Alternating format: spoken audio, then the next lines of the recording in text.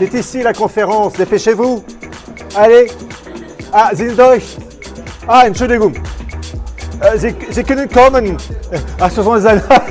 Entschuldigung. Non, sur le coup, je croyais que c'était les invités, mais non, ce sont les Allemands en perdition. Non, mais sur le coup, je ne comprenais pas pourquoi ils ne voulaient pas rentrer. Bah oui, ils me regardaient comme ça, ahuris, surtout habillés comme ça. Je suis donc très content d'être à l'hôtel Adlon. Alors, le sujet, nouvel ordre mondial, origine, conséquences, etc. Et comme angle d'attaque, je vais choisir le cas ukrainien. Avec, vous savez, ce qui se passe demain, le référendum, ce qui se passe aussi avec la, comment dire, une menace de guerre civile et de guerre tout court même, qui se profile à l'horizon. Et en fait, l'objectif de ce topo, c'est de vous montrer les origines profondes de cette crise liée au nouvel ordre mondial et à la mise en place d'une gouvernance mondiale. Alors, il y a une chose, je m'adresse à un public français, francophone en tout cas, il y a une chose en France, on connaît très mal la géopolitique. Géopolitique, c'est Napoléon Ier qui disait que la politique d'un État est dans sa géographie. La politique de l'Angleterre, qui est une île, ne sera pas celle de la Hongrie, qui est un État au cœur de l'Europe centrale. Et dans la géopolitique, vous avez des grands noms, anglais et américains et allemands, et peu en français. Et la géopolitique, c'est la lampe torche qui permet de comprendre les relations internationales. Et dans le cas anglais et américain, il faut connaître deux noms. Et vous allez comprendre, parce que c'est absolument nécessaire de piger la géopolitique anglo-saxonne pour comprendre l'affaire ukrainienne. Et je vais commencer par un géopolitologue anglais qui s'appelait Alfred Mackinder, qui est mort dans les années 40 et qui a sorti sa théorie au début du XXe siècle, je crois que c'était 1904, avec la théorie de la zone pivot, le Heartland. Alors, il faut se rappeler le contexte de l'époque. Vous avez l'Allemagne qui est une grande puissance, qui veut sa place au soleil avec Guillaume II, puis vous avez l'Empire britannique qui a le Canada, l'Afrique, enfin une bonne partie de l'Afrique australe jusqu'au Caire, l'Inde, un empire maritime et une puissance militaire énorme. Et vous avez deux grandes puissances à l'époque qui émergent, l'Allemagne de Guillaume II et la Russie de Nicolas II. Mais c'est surtout l'Allemagne du Deuxième Reich qui inquiète l'Angleterre. Et Alfred Mackinder va théoriser ce principe du Heartland qui dit que le Heartland, c'est la zone pivot qui couvre l'Europe centrale et la Russie européenne. Et vraiment enregistrer ceci, et vous allez comprendre après, quand je vais expliquer la politique de Poutine, les anglo-saxons avec Mackinder disent « il ne faut en aucun cas qu'une puissance européenne unifie l'Europe et la Russie en une seule entité. Car s'il y a une entité politique unifiée qui, allant de la Bretagne jusqu'en Russie, ce bloc aura de telles ressources économiques et démographiques que nous, anglo-saxons, entendu les Anglais et les Américains, nous serons éjectés et nous serons les subordonnés. Donc c'est un point capital à comprendre. Et toute la politique anglo-saxonne, c'est ça. Les deux guerres mondiales, Première et Seconde Guerre mondiale, c'est Deuxième Reich et Troisième Reich qui voulaient unifier l'Europe, et jusqu'en Russie, mais en éjectant Londres et Washington. Et les Anglo-Américains sont pour l'unité de l'Europe à condition que cela se fasse sous leur direction. Or, Guillaume II, comme Hitler, voulait l'unité de l'Europe uniquement sous la direction de Berlin. Et vraiment, c'est un élément clé à retenir. Après la guerre de 1945, vous avez eu l'Europe coupée en deux. Il y en a un nouveau qui arrive. C'est ici, la conférence. Et quand on regarde bien la coupure avec l'Europe coupée en deux, en fait, après 1945, après les menaces allemandes, c'est la menace russe, enfin soviétique. Et vous avez un autre géopolitologue anglo-saxon, un américain, qui s'appelait Nicholas Spykman, qui va établir une théorie, la théorie du Rimland, les terres du bord. Il dit, et vous allez comprendre là aussi, il faut connaître ces concepts géopolitiques, il dit l'Union soviétique est sur le point de contrôler toute l'Europe il faut évidemment empêcher ça, comme le disait Mackinder. Donc, on ne peut pas détruire l'Union soviétique, on va la contenir. Et donc, nous allons contrôler les terres du bord, sous-entendu la Norvège, l'Europe de l'Ouest, la Turquie, Pakistan, l'Inde, l'Indochine, Taïwan, Japon, et ces territoires couvrant les terres du bord du continent eurasiatique sont, d'une certaine manière, les tenailles qui tiennent la noix eurasiatique entre ses dents. Donc, vous avez les terres du bord contrôlées par le monde anglo-américain, l'OTAN, qui empêche le monde soviétique de s'étendre jusqu'aux mers chaudes. Et c'est l'exemple, par exemple, en décembre 1979, la tentative de l'Union soviétique d'envahir, tentative et poursuite, d'envahir l'Afghanistan, dans le but ensuite d'aller au Pakistan pour arriver aux mers chaudes. Et donc, il y a cette politique anglo-américaine de contenir la masse eurasiatique, empêcher qu'elle déborde sur les terres du bord, et en contrepartie, la masse terrestre allemande, et là c'était soviétique après 1945, qui essaie de casser cette cordelette qui l'enserre. Donc, bien se rappeler, pour les anglo-saxons, il ne faut qu'aucune puissance dirige et unifie l'Europe de la Bretagne jusqu'au Pacifique, tant que cela ne se fait pas sous la direction anglo-américaine. Et quand on ne peut pas détruire cette puissance allemande avant 1945, soviétique après 1945 et russe après la chute du mur de Berlin, on essaye de la maintenir et de la contenir, qu'elle n'arrive pas à déborder. Quand on a ces concepts de la géopolitique anglo-saxonne en tête, on comprend beaucoup mieux la situation actuelle, vous allez voir. Vous avez l'unification allemande en 90 et 89-90, chute du mur de Berlin. Et vous avez des pourparlers qui ont été établis entre côté anglais-américain et russe, et Gorbatchev en particulier. Et vous avez le 9 février 1990, le secrétaire d'État américain, James Baker, qui jure, la main sur le cœur, devant Gorbatchev, que jamais, au grand jamais, l'OTAN qui est au niveau de l'Europe médiane, au niveau du Danemark, de l'Allemagne et l'Italie, jamais l'OTAN n'ira plus à l'Est. Il jure, la main sur le cœur, que l'OTAN ne va pas bouger. Le lendemain, Hans-Dietrich Genscher, le 10 février, donc à l'époque le ministre des Affaires étrangères allemand du gouvernement Kohl, jure aussi à Shevardnadze, qui était à l'époque le ministre des Affaires étrangères russe au service de Gorbatchev, il jure que jamais l'OTAN ira vers l'Europe centrale et encore moins vers la Russie. Juré craché. Nous sommes en 1990. 1999, la Pologne, la République tchèque et les Hongrois intègrent l'OTAN. Extension de l'OTAN, l'arme qui est la branche armée des États-Unis, extension de l'OTAN vers l'Europe centrale, qui donc se rapproche des frontières russes. 2004, intégration des Bulgares, des Roumains, de la Slovaquie et des 3 États baltes, Lituanie, Lettonie, Estonie, dans l'OTAN. Donc là, c'est carrément l'OTAN devant les moustaches de l'ours russe.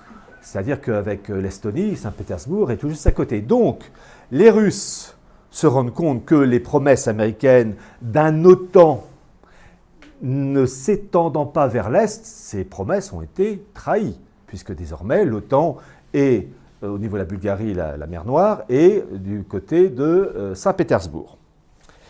Et puis, cette politique américaine d'extension vers l'Est, de l'OTAN mais aussi de l'UE, va de pair avec un journal allemand qui était une branche du journal anglais, le Financial Times, et ce journal allemand qui a mis la clé sous le paillasson fin 2012 s'appelait le Financial Times Deutschland. Et vous avez un article de ce journal que j'ai conservé du 24 octobre 2002, très intéressant, qui rappelait et qui présentait la politique américaine, entre autres de Colin Powell, qui était donc le ministre des Affaires étrangères, enfin le secrétaire d'État américain au service de Bush, fils, d'un projet d'extension de l'OTAN et de l'UE qui devait être terminé pour 2010, nous sommes fin 2002, avec intégration de tous les États balkaniques et de l'Ukraine dans l'OTAN et dans l'UE. Donc nous étions fin 2002 et c'était le programme pour 2010, tous les États balkaniques et l'Ukraine doivent être intégrés à l'UE et à l'OTAN. Donc il faut préparer le terrain pour faire en sorte que l'échéance de 2010 tombe en notre faveur. Et vous avez eu 2004, la fameuse révolution orange en Ukraine, qui a été la tentative de faire basculer l'Ukraine dans l'UE et dans l'OTAN, et qui a échoué. Et cet échec a complètement retardé et déréglé la politique qui consistait à respecter cette échéance de 2010. Dans cette histoire de 2004, la révolution orange, les Américains étaient derrière, parce que c'est ça qui est terrible. Vous avez officiellement des principes comme la démocratie, le respect des droits de l'homme, la pluralité politique, tout ça s'était étalé au grand jour en 2004. Et puis, en fait, tous ces événements de 2004 et qui se sont reproduits il y a quelques semaines de ça en Ukraine, à Kiev, place Maïdan, ces événements, en fait, obéissent au précepte de ce diplomate français Charles-Maurice de Talleyrand qui disait « En politique, agiter le peuple avant de s'en servir ». Le principe orangina. Et quand on regarde la révolution de 2004, révolution orange en 2004, on se rend compte que vous avez des ONG en faveur de la démocratie, les droits de l'homme, la pluralité politique, entre autres une ONG américaine qui s'appelait Freedom House, dirigée par un Américain, James Volzey. Volzey, W-O-L-S-E-Y. Et voyez-vous, il faut toujours avoir l'esprit curiosité. On voit un bonhomme, tout de suite, origine, formation, ses études, enfin bref, tout le CV. Pas uniquement le côté apparence, poids, taille, compte en banque. Ça, non, il faut voir tout ce qui fait l'âme du bonhomme. Bon, qui était James Volzey à la tête de cette ONG en Ukraine en 2004, promouvant donc la démocratie, les droits de l'homme, la pluralité politique? Eh bien, en cherchant un peu, c'était dans les années 90, l'ancien patron de la CIA. Ah, donc les Russes qui évidemment savent ça, se disent, là quand même, les Américains, ils poussent un peu loin le bouchon. Vous avez, à côté de l'Ukraine, la Biélorussie.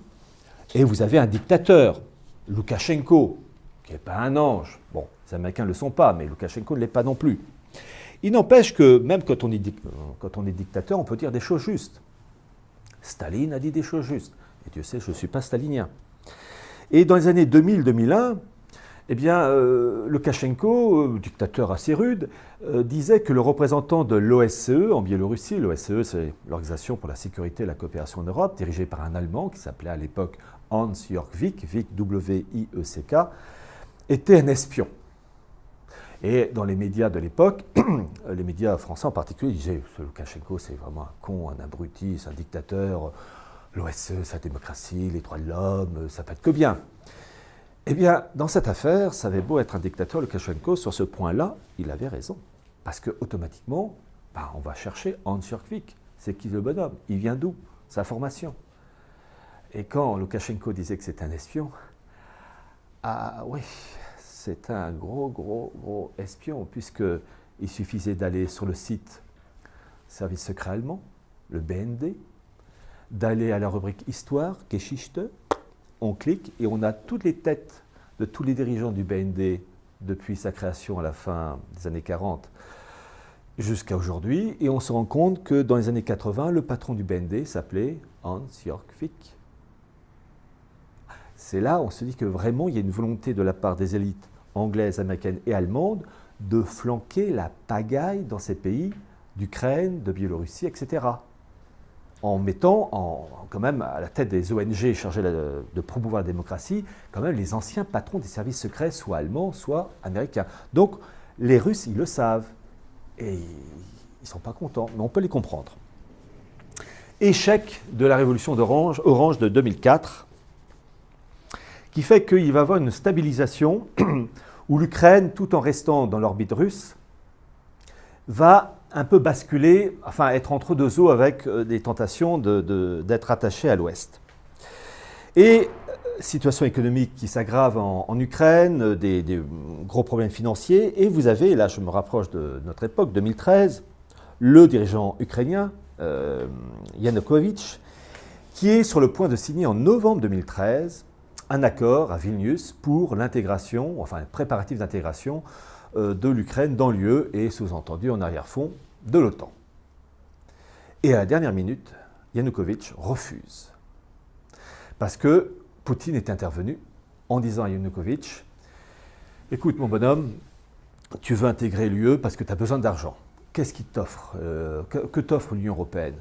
600 millions d'euros. Ah, dit Poutine, ben moi, je t'offre tout de suite, comptant, 15 milliards de dollars.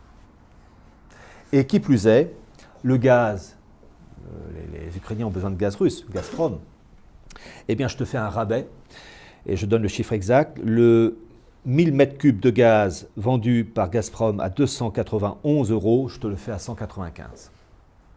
Donc, en face, 600 millions d'euros, moi, tout de suite, 15 milliards de dollars et une réduction de 100 dollars le 1000 mètres cubes de gaz, Yanukovych, clac, il balance du côté de Poutine. Alors, pour comprendre cette situation où là, les Américains, ça y est, l'Ukraine, on va la voir, se disent, on s'est encore fait avoir. Pour comprendre plus finement la situation, il faut aller plus loin. Vous avez, parmi les blocs continentaux qui se mettent en place, celui qui est le plus avancé, le plus parachevé, c'est l'Union européenne. Mais il n'y a pas que ce bloc continental. Vous avez l'Union africaine, qui a son siège à Addis Abeba. Vous avez l'UNASUR. Qui connaît l'UNASUR? Pour l'Amérique du Sud. On dit toujours Mercosur, mais en fait, l'UNASUR, c'est l'équivalent de l'UE pour l'Amérique du Sud qui a été lancé en 2008. Tous les États sud-américains en font partie, sauf la Guyane française. Volonté de mettre un Parlement sud-américain, une monnaie sud-américaine, une nationalité sud-américaine, enfin bref, le truc de l'Union européenne. Et pour information, vous avez un institut qui est chargé de régenter les relations entre le Parlement européen et le futur congrès sud-américain qui s'appelle Eurolat. Eurolat, LAT, site internet. Bon. C'est ça qui est terrible, tout ça c'est officiel, mais personne n'en parle, ou quasiment pas. Donc vous avez différents blocs continentaux qui se mettent en marche, mais aussi vous en avez un du côté de la Russie. Et vous avez eu en 2000 la création de la communauté économique eurasiatique, qui comprenait la Russie, la Biélorussie et le Kazakhstan. Octobre 2011, Vladimir Poutine passe à la vitesse supérieure et crée et lance la création de l'Union eurasienne, l'équivalent de l'UE, mais pour le monde russe, Kazakhstan et Biélorussie en plus. Et je lis ce que dit Poutine, fin 2011, il dit « Nous proposons un modèle de puissante union supranationale capable de devenir un des pôles du monde moderne et de jouer le rôle de connecteur efficace entre l'Europe et la région Asie-Pacifique. » Donc vous voyez, il faut bien comprendre, c'est le bouquin de 1984, c'est le bouquin d'Orwell, c'est le bouquin de Le meilleur des mondes. Vous avez des blocs continentaux qui se mettent en place, ces blocs devant constituer l'armature de la future gouvernance mondiale. Et au sein de chaque bloc continental, Union européenne, Union eurasienne, Union africaine, UNASUR, etc., l'ALENA pour l'Amérique du Nord qui va, dans quelques mois, 1 an, 2 ans, 3 ans, devenir communauté ou Union nord-américaine, j'en parlerai tout à l'heure, eh bien, les États sont fracassés. Donc ce sont des blocs continentaux, et d'ailleurs il le dit avec justesse, une puissante union supranationale. Donc les États sont cisaillés. Alors, bon, on se dit, ça y est, ces blocs continentaux se mettent en marche, très bien. Et puis, vous avez Poutine qui va franchir la ligne rouge 3 fois. Rappelez-vous ce que je vous ai dit avec Alfred Mackinder, il ne faut jamais, jamais, jamais qu'une puissance allemande, russe, puisse unifier toute l'Europe, de la Bretagne jusqu'au Pacifique. Jamais, jamais, sauf si cela se fait sous la direction de Londres et Washington. Ça d'accord. Mais sinon, si on ne fait pas partie de cette union-là, on refuse. 3 fois, Poutine va franchir la ligne rouge. Novembre 2010, il rend visite à la chancelière Merkel pour lui demander de créer une zone de libre-échange allant de Lisbonne au Pacifique. Est-ce que vous étiez au courant de cette proposition de Poutine? Et il va le faire une deuxième fois en juillet de 2012 devant le corps diplomatique russe à Moscou où il dit qu'il faut, d'ailleurs la vidéo est sur internet, c'est comme ça que je l'ai trouvé d'ailleurs, l'information, il dit qu'il faut unifier l'Europe et la Russie et créer une zone de libre-échange, donc libre circulation des hommes, des biens, des marchandises, donc, sous-entendu, les Anglo-Américains, ils dégagent. Et dernière proposition, 28 janvier 2014, c'est tout frais, un nouveau qui arrive. C'est ici, 28 janvier 2014, vous avez la réunion Russie-Union européenne à Bruxelles, et à nouveau, Poutine propose l'instauration d'une zone de libre-échange, et je cite Poutine, 28 janvier 2014, « L'important est de discuter le plus sincèrement possible des questions clés.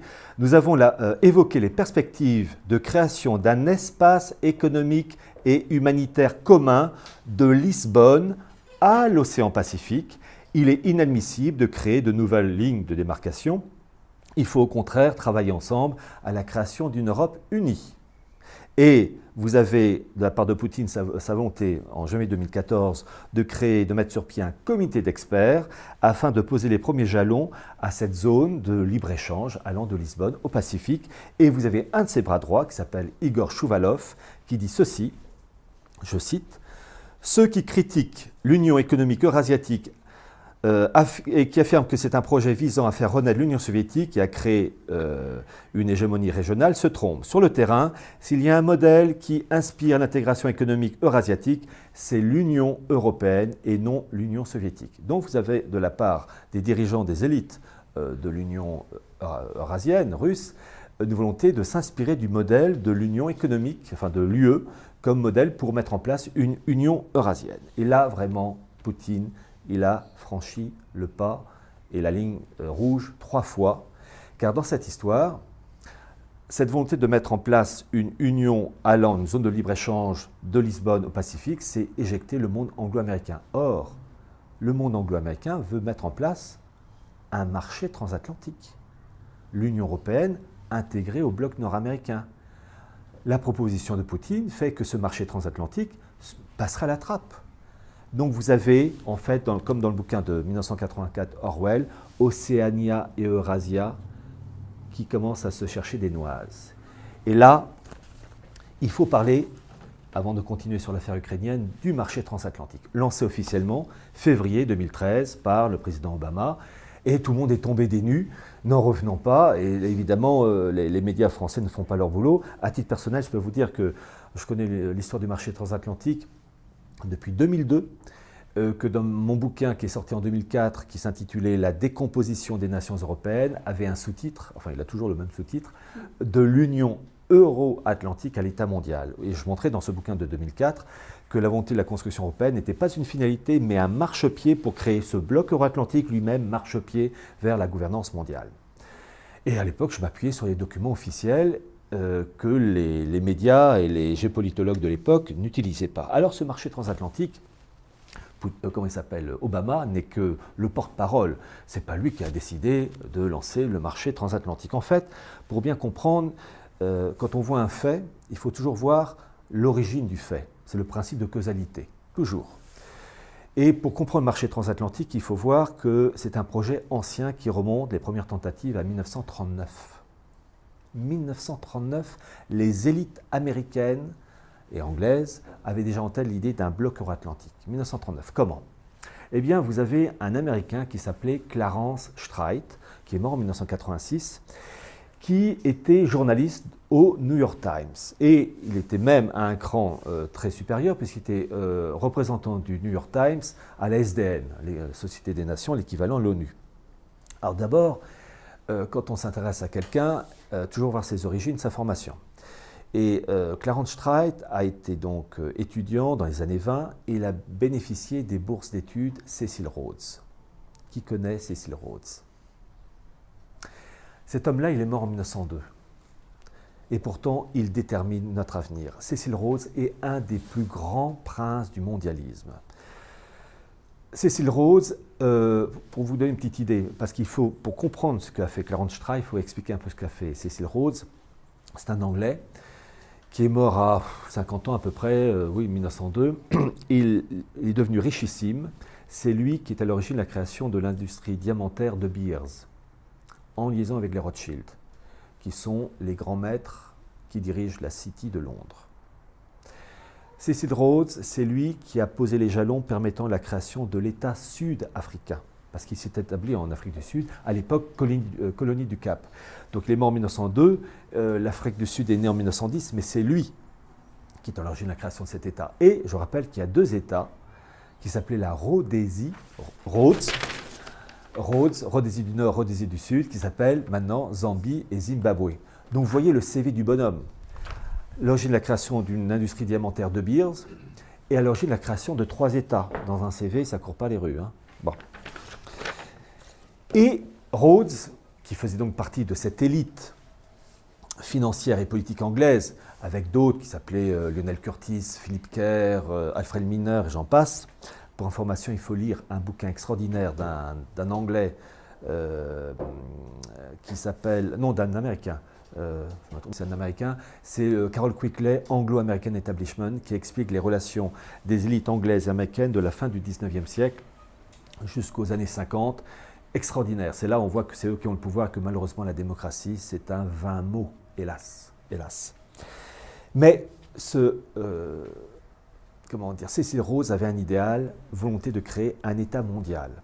Et pour cela, et vous allez voir les connexions avec Clarence Streit, il décide, lui et son équipe, de recruter des étudiants obéissant à 2 critères. Des gens très intelligents et des personnes animées de cette volonté de gouvernance mondiale. Et des étudiants dans tous les domaines, dans le domaine politique, économique, militaire, journalistique, service secret. Et il dit qu'il faut les repérer, les aider avec ce qu'on appelle les bourses d'études Cecil Rhodes. C'est-à-dire vraiment, ce sont des bourses d'études qui permettent de propulser plus haut que les autres l'étudiant qui a été repéré parce qu'il est très intelligent et qu'il est animé de cet idéal de gouvernance mondiale. Ces bourses d'études, Cecil Rhodes rentrent en vigueur 2 ans après sa mort en 1904. Ce sont tous ses amis, enfin toutes les personnes avec qui il travaillait. Et c'est ce fameux Clarence Streit qui avait 20 ans, 22 ans dans les années 20, qui a été repéré comme un garçon très intelligent et animé de cet idéal de gouvernance mondiale, qui a été repéré, et donc il a eu ses bourses d'études, et il a donc pu être propulsé d'une manière plus rapide au sein des élites. Donc ce Clarence Streit, lui et tant d'autres, cite parmi les bourses d'études Cecil Rhodes, le président Bill Clinton a bénéficié des bourses d'études Cecil Rhodes. Petite information, dans les années 70, nous sommes en pleine guerre froide. Le jeune étudiant Bill Clinton a fait ses études et son stage à Moscou. Vous vous rendez compte, les bourses d'études Cecil Rhodes, qu'est-ce que ça faisait? C'est-à-dire qu'ils avaient repéré le bonhomme, parce que peu importe la politique de Clinton, c'est un homme très intelligent, il sait très bien parler, mais il avait été repéré, lui qui venait d'un milieu de bouseux, parce qu'il faut voir la famille Bill Clinton, hein, c'est rude, hein, ici c'est propre. Voilà, c'est pour vous dire, il a été repéré et il a été propulsé au point de faire son stage à Moscou dans les années 70 en accord avec l'Union soviétique. Donc ça montre aussi les liens de l'époque entre les élites russes et américaines. Donc, Clarence Streit, bénéficiant de par son intelligence et aussi de l'appui qu'il avait pu avoir, lance cette idée de bourse d'études,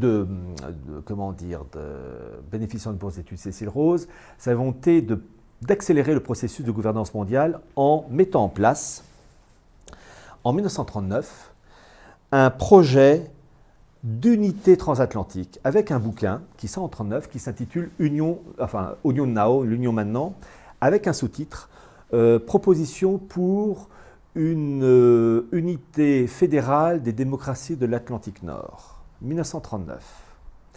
Et cet homme-là va avoir le soutien de toute l'élite américaine. Je vous en cite que 2. Le président Roosevelt, rien que ça aide, et William Donovan, qui, durant la Seconde Guerre mondiale, va être le patron des services secrets, l'OSS, qui deviennent ensuite la CIA. Donc vous voyez tout de suite le CV du bonhomme. Et Clarence Streit, au lendemain de la Seconde Guerre mondiale, va lancer 2 déclarations transatlantiques, 1954 et 1962, pour l'établissement d'un périmètre commun d'unité de l'Europe de l'Ouest avec l'Amérique du Nord, avec des normes américaines imposées à tout ce bloc. Très moderne, Alors vous avez un site qui est très intéressant qui s'appelle le streikcouncil.org, je crois, et vous avez toute la liste des signataires, américains, anglais, et côté français, vous avez Michel Debré, le conseiller économique de De Gaulle, Jacques Rueff, le socialiste Guy Mollet, le même qui en 1956 va proposer une union franco-anglaise. Vous avez aussi le général Weygand, et vous avez aussi le porte-parole de la France libre, Maurice Schumann. Donc c'est très intéressant de voir que ces gens, style Schumann ou Debré, qui se présentaient comme des patriotes français, qui étaient prêts à dissoudre la France dans un bloc euro-atlantique. Bon, ça les gaullistes ne vous le disent jamais. Donc Streikcouncil, vous avez toute la liste, c'est le site officiel. Vous avez un autre personnage qui va lancer l'idée de créer un bloc euro-atlantique, c'est le président Kennedy. Discours du 4 juillet 1962, où il annonce cette volonté de créer entre l'Europe et l'Amérique une, je cite, déclaration d'interdépendance. Vous lisez son discours, 4 juillet 62. Ce que je vais vous faire comprendre, c'est que ces projets-là n'ont pas commencé il y a 3 mois, 6 mois, 1 an, mais ils ont des dizaines et des dizaines d'années de recul. Et puis, vous avez eu, pour ceux qui lisent Marianne, la revue Marianne de Jean-François Kahn, vous avez eu il y a 15 jours de ça le dossier consacré au marché transatlantique. J'ai acheté le truc, je n'y ai rien appris. Simplement, ils ont oublié d'évoquer des points clés. La Commission européenne, le site internet de la Commission européenne, vous avez tous les documents en faveur du marché transatlantique. 1990, déclaration transatlantique. 1995, nouvel agenda transatlantique. 1998, partenariat économique transatlantique. 2007, Conseil économique transatlantique, qui a été lancé d'ailleurs par Merkel. Tous ces documents qui sont là pour favoriser ce bloc euro-atlantique. Tout est sur le site de la Commission européenne. Qui en parle? Personne. Et vous avez un autre institut qui joue un très grand rôle. C'est un institut allemand que vous connaissez sûrement, c'est Bertelsmann. La fondation Bertelsmann, qui est à la fois un empire des médias. M6, la chaîne de télévision M6, c'est Bertelsmann. La revue Femme Actuelle, c'est Bertelsmann. La plus grande maison d'édition américaine, Random House, qui a édité le président Obama, c'est Bertelsmann, pour vous dire. RTL. Les médias belges aussi. RTL.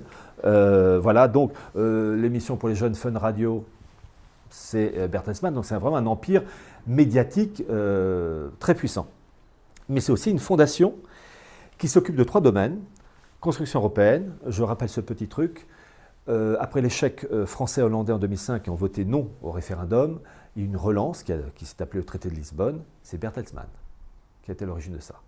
1er juillet 2005, dans les locaux de Bertelsmann à Berlin, en liaison avec des parlementaires allemands, Elmar Brok, Jo Leinen et un Autrichien, Johannes Voggenhuber. Voilà.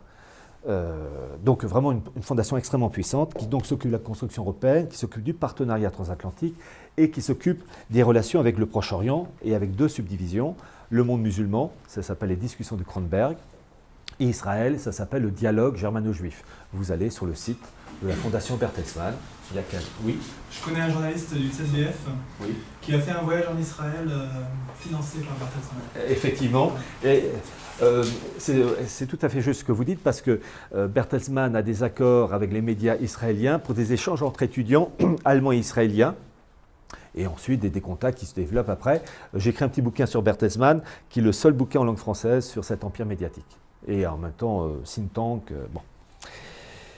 Et donc, vous voyez, les Anglo-Américains ont un projet de bloc euro-atlantique qui remonte à des dizaines et des dizaines d'années. Et vous avez Poutine qui arrive et qui est prêt à balancer le truc à la poubelle au profit d'un bloc unifié allant de Lisbonne au Pacifique.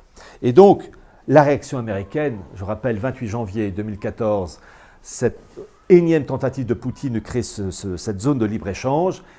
Et là, les Américains, comme par hasard, y réagissent avec les problèmes de la place de Maïdan à Kiev, où comme par hasard, dans les jours qui ont suivi, ça a éclaté. Pourquoi? Parce que l'objectif, c'est d'empêcher que Poutine réussisse cette zone de libre-échange, casser l'Europe au niveau de l'Ukraine, avec l'Europe de l'Ouest, c'est-à-dire les pays de l'UE, et la Russie de l'autre côté, Et place Maïdan, vous allez avoir en février 2014 3 grands partis pro-européens.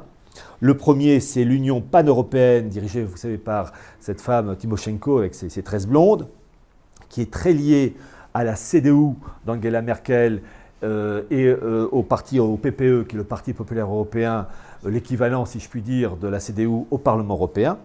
Et puis, vous avez un deuxième parti qui s'appelle l'Oudar. Oudar, en ukrainien, ça veut dire le coup, le choc, dirigé par le boxeur Vitali Klitschko, qui est un parti lui aussi pro-européen. Et il faut aller sur leur site. La première fois que j'y suis allé, je me suis dit, ah zut, c'est en ukrainien. Merde. Et heureusement, c'est en anglais aussi. Et c'est là où vous voyez que les médias français, allemands, je ne sais pas, je ne l'ai jamais vu sur les sites allemands, mais peut-être que ça a été dit dans des émissions, mais en France, jamais.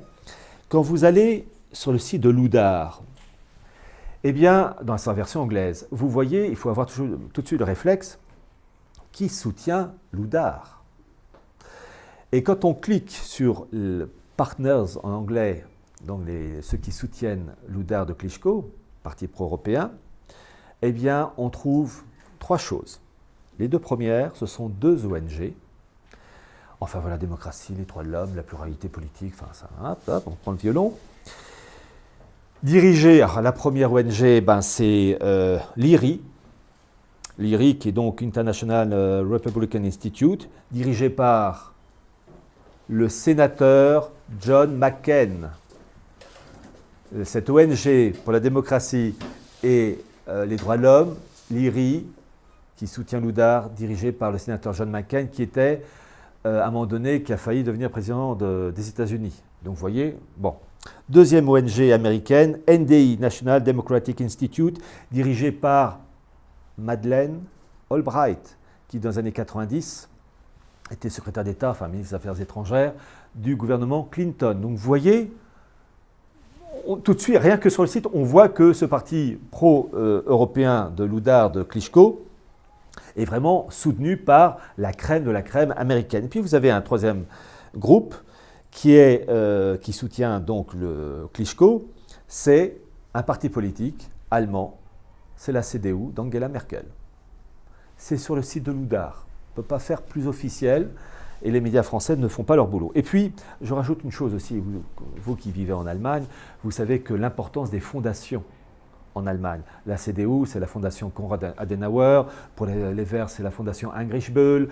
Pour les socialistes, c'est la fondation Friedrich Ebert. Ce sont des fondations extrêmement puissantes qui préparent des documents pour leur gouvernement socialiste pour la fondation Friedrich Ebert, etc., ou Konrad Adenauer pour la CDU, mais qui sont aussi des centres d'espionnage et de relais de la politique allemande.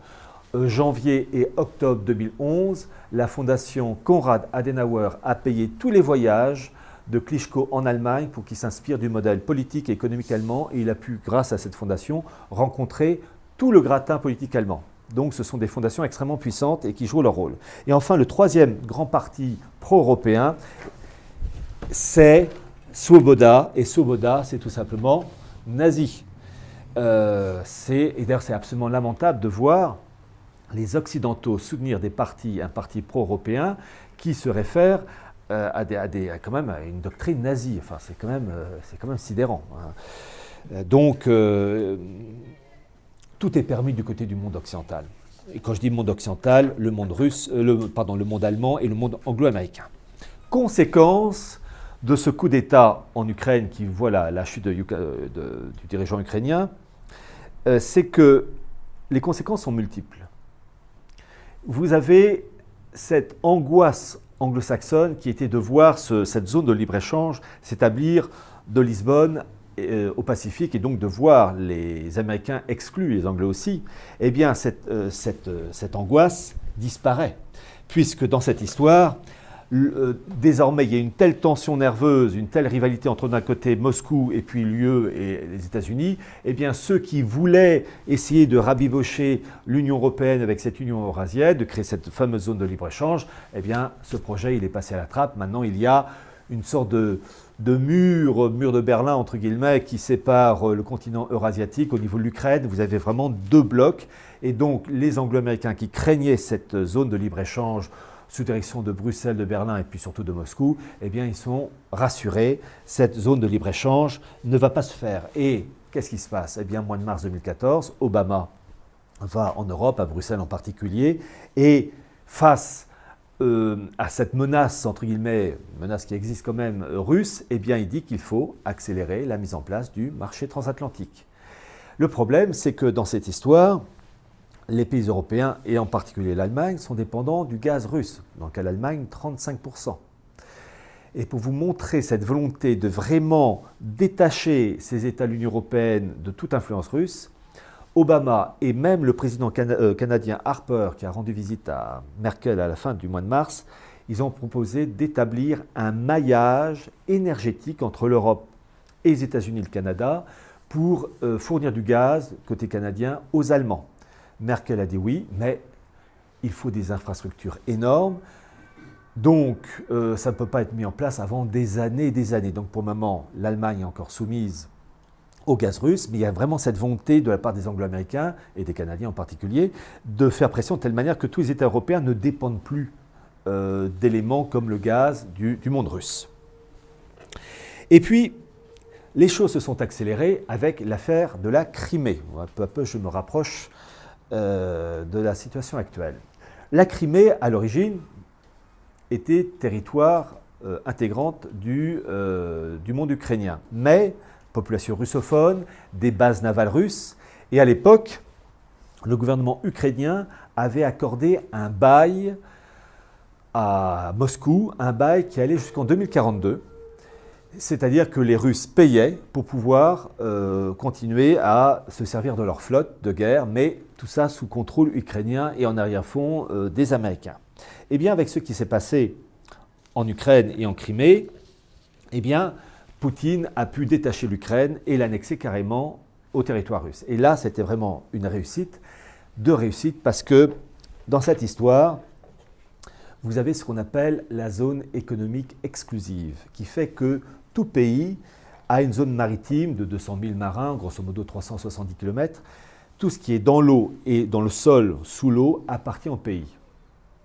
Donc la Crimée est devenue russe. Toute l'eau, enfin toute la partie de la mer Noire qui est devant les côtes de la Crimée deviennent des eaux russes, de souveraineté russe. Ce qui fait que Poutine a vraiment marqué un point, parce que tous les oléoducs et gazoducs qui viennent de Sibérie ou du Caucase, qui traversent la mer Noire et qui traversaient les eaux souveraines ukrainiennes au large de la Crimée, maintenant que la Crimée est devenue russe, eh bien, de la zone de production de gaz jusqu'aux oléoducs et gazoducs arrivant en Roumanie et en Bulgarie, tout ça désormais, c'est plus sous le contrôle ukrainien, mais sous le contrôle russe. C'est-à-dire que Poutine dispose d'une souveraineté complète dans la production et l'acheminement du gaz et du pétrole, sans être enquiquiné, ennuyé, emmerdé par les Ukrainiens. Donc il a marqué un point, toute la zone d'acheminement est désormais sous contrôle russe. Dans cette histoire, vous avez ce qu'on appelle les pressions occidentales. Vous savez que les Occidentaux, les Américains en priorité, font tout pour faire pression sur Poutine, pour qu'il lâche du lest. Et voyez-vous, on dit toujours les pressions occidentales, mais les Russes peuvent faire pression aussi sur le monde occidental. Les Russes et les Chinois, parce que dans cette histoire, la Chine soutient Moscou. Vous avez ce qu'on appelle les bons du trésor américains. D'ailleurs, dans mon bouquin Chronique du mondialisme, j'ai mis le tableau officiel des bons du trésor américains qui font que le dollar tient encore. Il faut savoir que vous avez environ 6 000 milliards de dollars tenus par différents États du monde, en priorité la Chine. Puis vous avez aussi la Russie. Et quand on additionne les bons du trésor tenus par la Chine et la Russie, eh bien, on se rend compte que 25% des bons du Trésor sont tenus par ces deux pays. C'est-à-dire que si ces deux pays décident de ne plus acheter les bons du Trésor, le dollar, il se casse la gueule. Donc c'est chacun, on se tient par la barbichette, et si tu tires un peu trop, moi, je réplique. Il y a une chose qui est très intéressante, j'en ai parlé à quelqu'un, puisque c'est filmé, je ne cite pas son nom.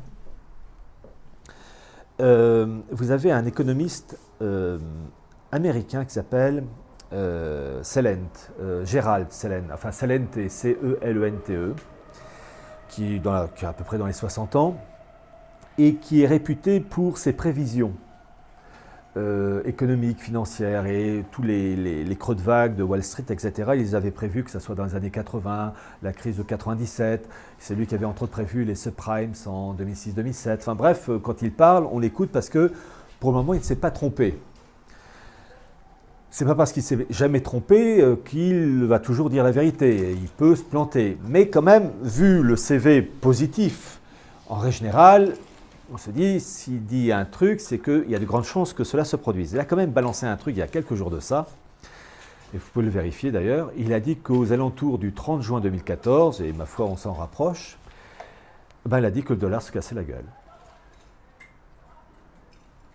Bon, il peut se tromper d'un mois, hein, peut-être de 2 mois, je n'en voudrais pas. Mais quand on commence à donner des dates aussi précises aux alentours du 30 juin 2014, c'est qu'il doit, à mon avis, avoir des informations qui montrent qu'il y a des fissures dans le système financier américain. J'ai dans mon livre Chronique du mondialisme un chapitre consacré à l'état de l'économie américaine qui est absolument désastreuse. Je ne vous donne qu'un seul chiffre. Alors, évidemment, ces données chiffrées viennent des sites internet officiels, mais je dois vous avouer que le chiffre, quand je suis tombé sur ce site officiel, m'a paru tellement incroyable que j'ai voulu vérifier sur d'autres sites pour vraiment avoir la confirmation, et à chaque fois c'était ça.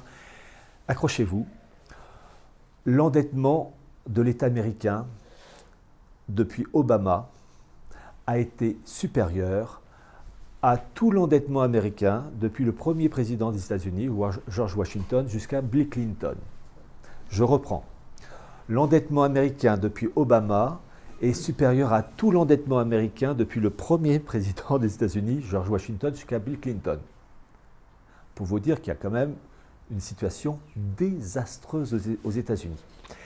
Et situation désastreuse qui correspond parfaitement à ce projet finalement de chaos contrôlé. Je vous parlais tout à l'heure de cette volonté de mettre en place des blocs continentaux, l'Union européenne, l'Union eurasienne avec Poutine, l'Union africaine, etc. Et puis vous avez aussi le monde nord-américain. Pour le moment, vous avez l'ALENA. L'ALENA, c'est l'équivalent de la CEE qui réunit Canada, États-Unis, Mexique. Eh bien, vous avez une volonté de créer une communauté ou une union nord-américaine, chose qui a été lancée de la manière la plus officielle possible en 2005. Vous avez même sur YouTube le reportage de CNN qui relate la réunion de 2005 entre George Bush fils, le président de l'époque mexicain qui s'appelait Vicente Fox et le Premier ministre canadien, je ne sais plus comment il s'appelait à l'époque, qui donc, vous tapez North American Union, CNN, et vous tapez le nom du journaliste américain qui s'appelle Lou Dobbs. Lou, L-O-U, Dobbs, D-O-2-B-S. Vous aurez le reportage de CNN qui évoque cette volonté de créer ce bloc nord-américain. Pour vous dire que c'est de archi-officiel. Volonté de créer un bloc nord-américain politique, économique, militaire. Quand je dis militaire, c'est militaire et tout ce qui est service secret et sécuritaire. En théorie, dans les textes officiels de 2005, la chose devait voir le jour en 2010. Nous sommes au mois de mai 2014, il n'y a toujours rien. Ah, petite remarque, petit bémol. D'abord, premièrement, l'intérêt de ces documents officiels, c'est de montrer une tendance, qu'il y a vraiment une volonté de créer un bloc nord-américain. Et dans cette histoire, vous avez un Américain qui s'appelle Robert Pastor, qui joue un très grand rôle. Et pour cela, vous avez un think tank américain qui s'appelle le CFR, Council on Foreign Relations, qui a été créé en 1920-21, qu'il connaît.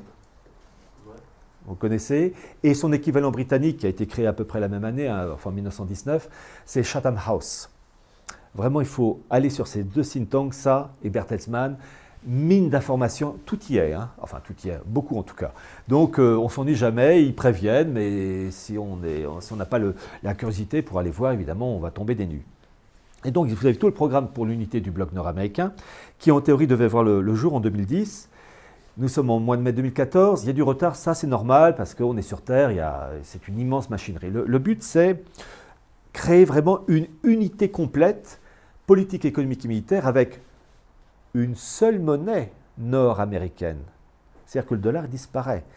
Et dans les textes officiels, ils ne donnent pas le nom de cette nouvelle monnaie. Ils évoquent des possibilités de noms. Ils en citent deux. Amero, A-M-E-R-O, ou bien dollar nord-américain. Mais 3 points de suspension, on se souvient, ça sera un autre mot. Hein. Mais en tout cas, le concept en lui-même est retenu. L'autre élément, c'est de créer une super Fed. Une super Fed réunissant finalement la Fed américaine plus le Canada et le Mexique. Donc on voit, il y a vraiment un projet d'unité nord-américaine. Politique, économique et militaire.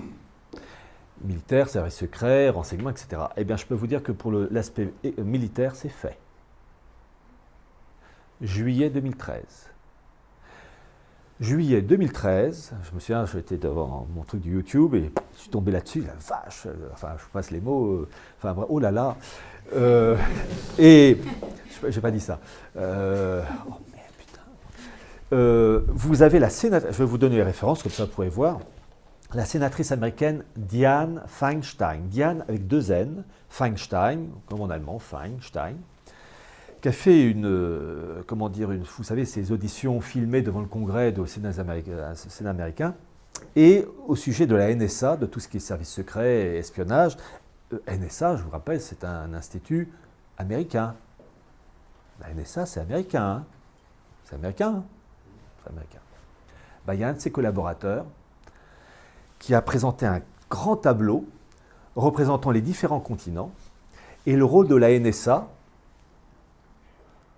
en Amérique du Nord, avec Canada, États-Unis, Mexique, réunis en un seul bloc. Ben, ça correspond exactement au programme de 2005 d'établissement, je cite, d'un périmètre commun de sécurité. Ça y est, c'est fait. Pour l'aspect militaire, sécuritaire, c'est fait.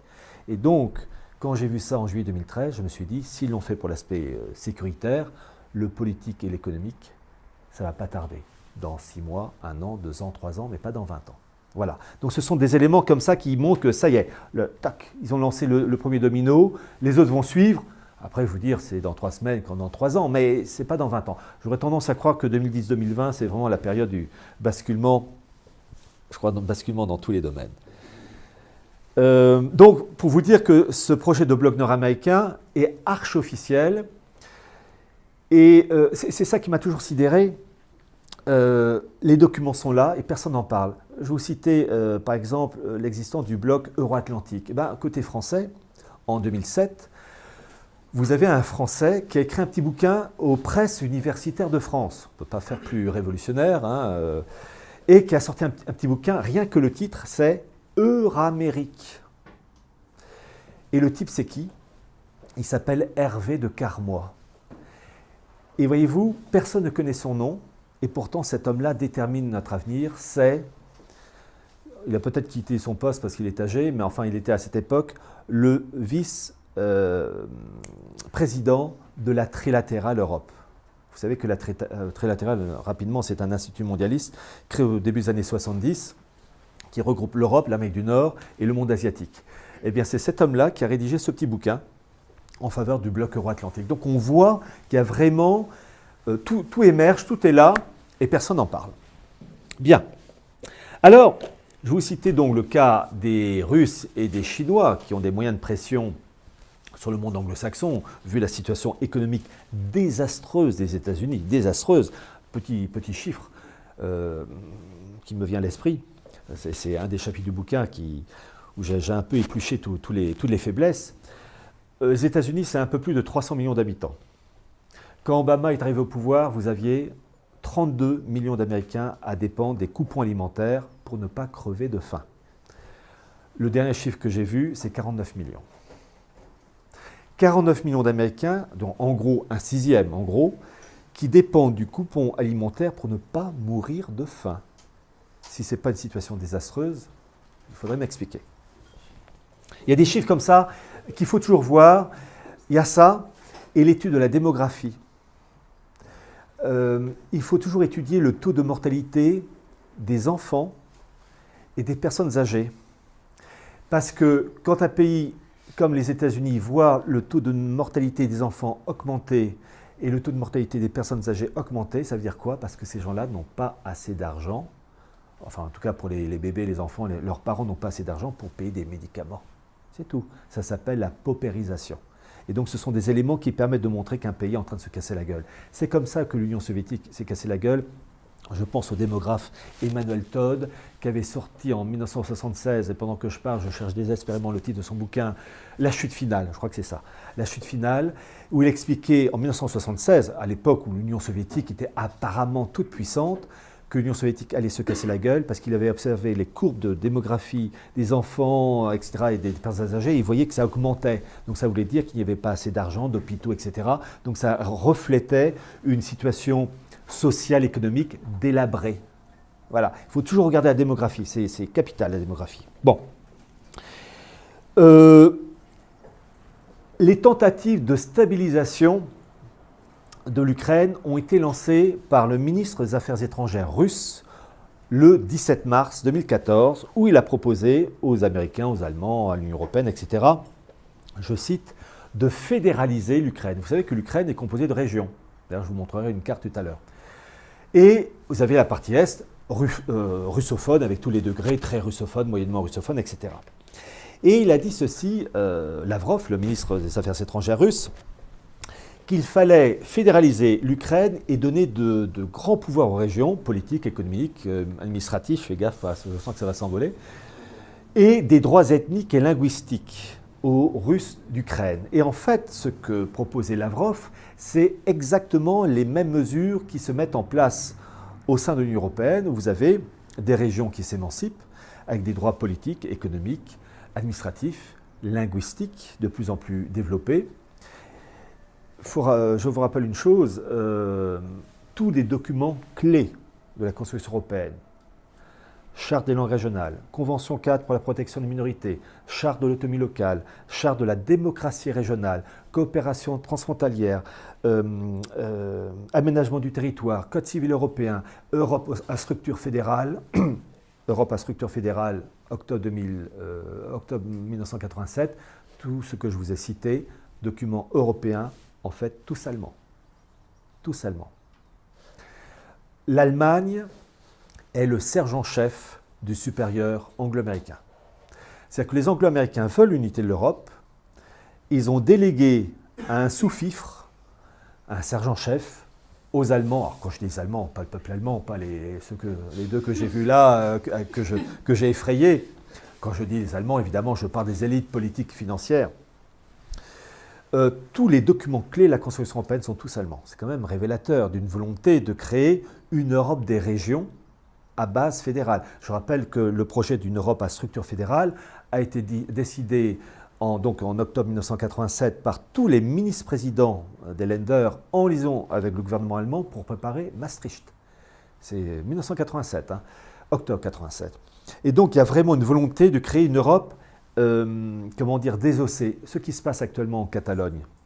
La Catalogne est en train de se barrer de l'autorité espagnole. L'Écosse, la Flandre, etc. En fait, je le dis toujours, enfin je le dis souvent dans mes conférences, mais vous avez trois niveaux. L'Union européenne qui a de plus en plus de pouvoir, les régions qui ont de plus en plus de pouvoir, les États entre les deux vidés de leur pouvoir régalien, battre monnaie par exemple, et les régions s'adressent en tout cas de moins en moins aux États, mais contournent l'autorité des États pour s'adresser directement à Bruxelles. Et les lobbies s'adressent directement à la représentation régionale catalane, alsacienne, et j'allais dire même carrément à l'ambassade bavaroise, parce que, enfin, c'est pas une ambassade évidemment, mais c'est une image, puisque la représentation de la Bavière, l'institut qui représente la Bavière à Bruxelles, c'est quasiment une ambassade. C'est quasiment une ambassade, je ne sais pas si vous l'avez vu, mais c'est...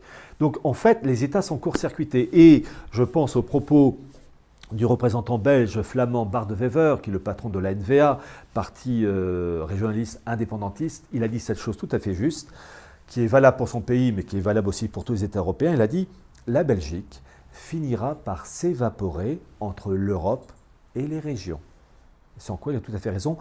Après, à quel rythme, ça je ne peux pas vous dire, mais des pays comme la Belgique, comme l'Espagne, comme le Royaume-Uni sont des États qui sont touchés plus rapidement que d'autres. Alors, ce projet donc, de fédéralisation et de promotion des régions était proposé aussi par les Russes pour l'Ukraine. Et là, les Anglo-Américains et les Allemands ont dit « Ah non, non, non, là on ne veut pas ». Pourquoi? Parce que dans cette histoire, les Russes disaient qu'avec cette émancipation des régions ukrainiennes russophones, eh bien, il y aurait des relations interrégionales russophones, des régions russophones d'Ukraine, directement avec Moscou. Et donc, dans cette histoire, le gouvernement de Kiev aurait été affaibli. Donc, dans cette histoire, nous avons un blocage complet et un blocage qui fait que désormais, après l'Ukraine, vous avez ce référendum qui va avoir lieu normalement, donc, sauf s'il est arrêté dans le cours de la nuit, mais demain dans la partie russophone de l'Ukraine. Ça sent mauvais parce que là, ce à quoi nous assistons, c'est ce que j'appelle une bosnisation de l'Ukraine. La Bosnie-Herzégovine, avec en 1999 la Yougoslavie qui a été détruite par l'OTAN, enfin par les Américains et les Allemands. N'oubliez jamais que c'est le gouvernement Kohl, avec son ministre des Affaires étrangères Genscher, qui en 1991 a reconnu l'indépendance de la Croatie et de la Slovénie. C'est ça qui a allumé la guerre civile en Yougoslavie. Ça, les élites allemandes ont du sang sur les mains. Il ne faut pas quand même se voiler la face. Et même Schröder, je ne sais pas si vous êtes au courant, qui est très copain avec Poutine, a reconnu qu'il ne fallait pas quand même accuser trop Poutine officiellement de violer le droit international, parce qu'a-t-il ajouté, quand moi j'étais chancelier en 1999, le droit international, on ne l'a pas respecté, nous occidentaux, à l'égard de la Yougoslavie. Il l'a dit, avec une franchise.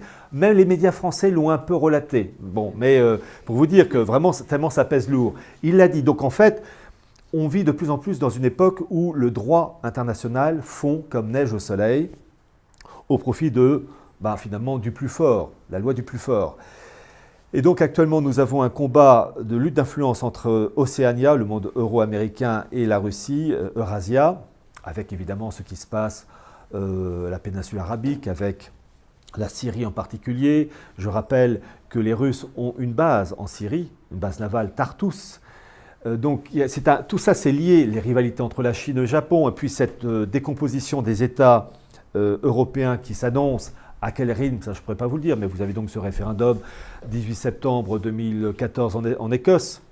Pour le moment, le non l'emporte, mais le oui peu à peu gagne, se rapproche. Donc, est-ce que l'Écosse va être indépendante? On ne sait pas. Mais en tout cas, on sent que le verre est dans le fruit. La Catalogne, n'en parlons pas. Je rappelle que la Catalogne, en 1936, a voulu son indépendance. C'est ça qui a déclenché la guerre civile en Espagne.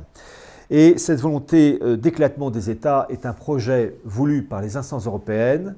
Et je vais clore avec cette carte. Et j'aurai besoin d'une personne pour montrer cette carte d'un institut européen, qui est l'Assemblée des régions d'Europe, qui est une carte qui date de 2002, qui est temporaire dans ce sens qu'il va y avoir des remaniements, mais c'est une photo qui a l'avantage de montrer que vraiment cette Europe éclatée, ça ne concerne pas uniquement l'Union européenne. Donc, je vous montre cette carte. Hop, hop, hop, hop. Allez. Voilà.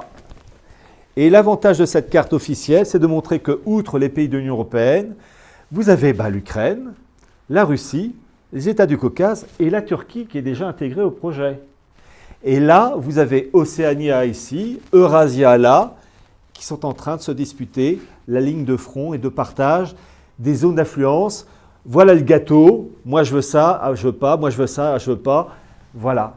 Et donc cette Europe parcellisée, c'est ce qui s'annonce et qui va se préciser parce que, outre l'émancipation politique des régions, vous allez avoir ce qu'on appelle les euro-régions, c'est-à-dire ce projet, c'est plus qu'un projet, c'est maintenant officiel, qui consiste à effacer les frontières entre les États, entre la France-Allemagne, l'Allemagne, la Pologne, etc., et de réunir les régions de part et d'autre pour créer des blocs régionaux.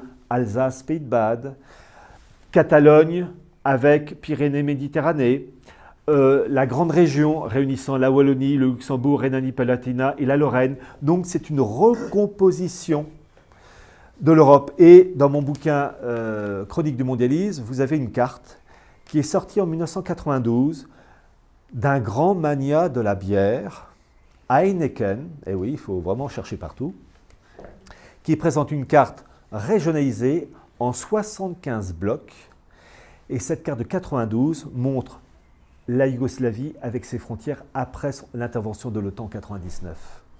C'est très intéressant de voir comme ce projet de 92 annonçait déjà ce qui allait se mettre en place pour la Yougoslavie. Et je terminerai par ceci. Vous avez le Premier ministre Valls et président Hollande, le maire de Palais, qui ont décidé de diviser par 2 le nombre de régions de 22 à 11. Eh bien, dans ce projet de Heineken, l'Europe régionalisée, la France est divisée non pas en 11, mais en 8 blocs.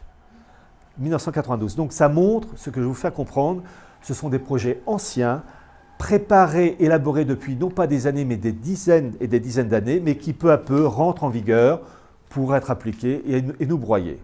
Voilà, fort de ces propos, j'espère que, pas trop vous flanquer de cauchemars, mais vous dire que la situation ne va pas aller en s'améliorant parce que nous sommes dans cette politique qu'on appelle le chaos contrôlé.